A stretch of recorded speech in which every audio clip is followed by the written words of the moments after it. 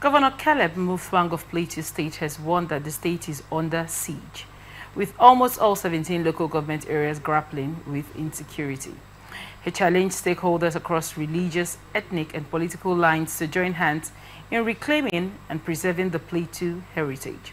The governor made the plea at an expanded stakeholders meeting held at Government House Jos shortly after a peaceful protest by Christian leaders and hundreds of believers over continued attacks on communities. In his address, Mutfwang cited a disturbing pattern of violence recounting the December 2023 attacks in Bokos, where over 150 lives were lost within days, and noting that recent killings have extended into Basa local government area and beyond, with over 100 more dead in the past 10 days. He revealed that communities like Kaknam, Wase, Sheddam, and Mongu have been severely affected by banditry, kidnappings, and attacks, while cult violence by groups like Sarasuka continues to claim lives in Jos North. In essence, Plateau is under siege, the governor declared. Why us? Who is behind this? Where are they coming from? What is their aim? Mutfwang denounced the narrative of farmer herders clashes as misleading, describing recent atrocities as acts of terror and genocide. He urged unity, saying now is the time to reject falsehood and speak with one voice. Meanwhile, Christian leaders under the Church Denominational Forum, dressed in black, red, and white, marched to the government house in protest. Led by prominent clerics like Reverend Father Polycarp Lubo and Reverend Gideon Paramala, condemned the unprovoked, horrific, and persistent attacks and called for urgent government intervention. This act is staying on our national conscience, said Reverend Amos Mozo of Kosim. Our colors represent mourning, a call to end the killings and peaceful resistance to impunity. The governor pledged to continue speaking out and called on all Plateau citizens to rise in defense of their land and people, irrespective of creed or background. The call for action is rise and fight for your lands. What are your thoughts on this report? Well, you know, you stay in this country, you live in this country, and this kind of story is almost imagined every day. Right. There is insecurity. You know, last time, a few years back, we used to talk about insecurity, but now it's getting worse. Is almost happening on daily basis. And then you ask the question, what is our government doing? What is the sense of police? What is the sense of having soldiers, having the military, and other security part of the armed forces? What are they doing? They need to explain. The security chiefs, they need to explain. With all the budgets being given, yes, why is nothing being done actively? Or why are we not seeing results? Why are we not seeing results? Is it that they are looking, they are watching, just like Nigerians are watching? Everybody is watching. If we keep watching, but the truth is that if we keep watching, it will get worse. We may not have the opportunity to keep watching. So, the government needs to step up and do something about it. And that's why the people are protesting.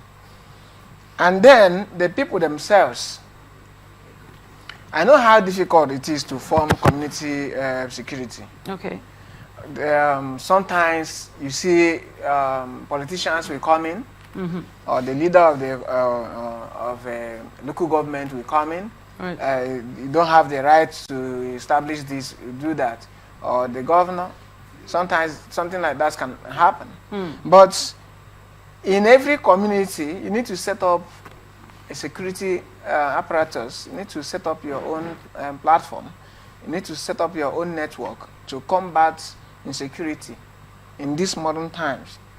If not, the entire community may be wiped. Now, when you talk about setting up your own, are you talking about, like, a vigilante? Yes. Or are you talking about, state policing? Now, this can come from two different angles. That one is an aside, because in Nigeria, the debate about state policing has been going on for a long time, and they don't want to do something about it. But I'm talking about in villages and communities. You have your own vigilante. You have your own Boys, in the olden days, they used to have an age grade. Age grade in the olden days, pre-colonial period, used to be the security arm of the community. So people like that can rise up and defend your community. And the issue of, I know that having a firearm in Nigeria is an offense. They need to take a look at it again. Because do you think if everybody had a firearm, it's going to be safer? Or this will reduce? I know that it's not good to have, because grappling, looking at what America is currently grappling with, yes, with the freedom of arms. Do you think we want to introduce it here? Now, in Nigeria, you know that everybody is already upset. If you introduce it here, first and foremost, the issue of people attacking a community, those people responsible, they have an aim. That group of people, or these groups of people that are always attacking communities, you see that the patterns, all the patterns are the same. See, they are one people. So when you have that kind of thing in place, you see that it will reduce, because you know that any community you attack, you need to prepare to die too. Now, when you talked about this part, do you think that this whole idea, you said the state police hasn't been implemented, even though there's been a long debate on it. Now, from your own perspective, if that is established, do you think that this whole banditry we have been complaining about for so many years is going to ease? I mean, look at 100 people dying in 10 days. I think in a way, because if the governor has the power to make laws on security, to appoint his own head of security, at least to appoint his own head of security, it will go a long way. Instead of everything coming from the federal government, is the federal government that appoints security heads of a state. If they and before any action is taken, you need to wait for the federal government to give orders. But if you allow the state government to make its own decisions on security, I think it will go a long way in solving the problem. Even though it may not eradicate the problem, but it will solve the problem. Now, the governor did have a call to action at the end of his speech during that meeting. He said, "Stand up and fight for your community," basically. That call to action, like it said, do you think that this